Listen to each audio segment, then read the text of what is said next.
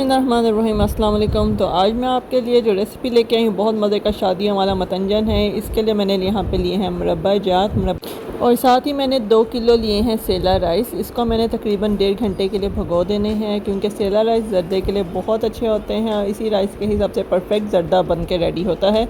यहाँ पर मैंने इसको तकरीबन 2 घंटों के लिए भगो दिया है। जितना ही अच्छा भीगेगा उतने ही अच्छे खिलेंगे। उसी क्वांटिटी के हिसाब से मैंने यहाँ पे ली है 1.5 किलो चीनी। तो 1.5 किलो चीनी के अंदर मैं इतना पानी डालूँगी कि चीनी से जो है 1 इंच का लेवल ऊपर हो जाए पानी का। तो मैंने तो यही अपना हिसाब रखा होता है, जितनी आपने चीनी लेनी है उससे 1 इंच का पानी का लेवल ऊपर होना चाहिए।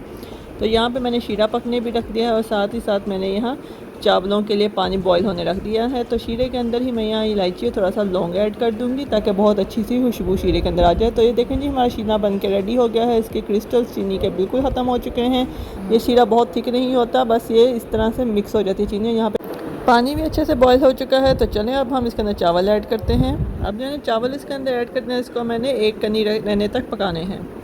तो अब यहाँ पे मैंने अलग-अलग कप्स के अंदर तीनों कलर्स डाल दिए हैं, येलो, रेड और ग्रीन। अब इसको अंदर थोड़ा थोड़ा पानी डाल के हल कर लेंगे।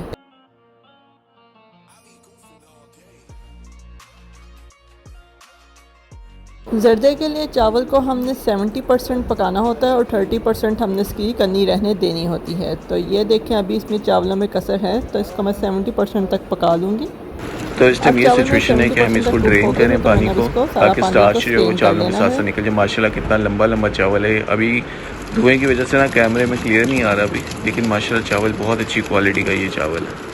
सबसे पहले मैंने चावलों की लेयर लगाई है। आप देखेंगे कितने खिले खिले हैं और अभी ये 30% जब और कुक हो जाएंगे तो ये और ज़्यादा खिल जाएंगे।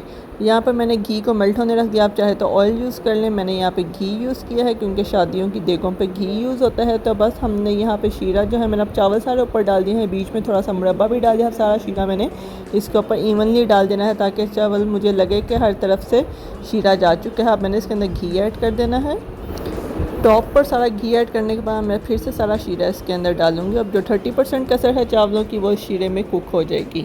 अब इसके ऊपर हमने कलर्स भी ऐड कर देने हैं।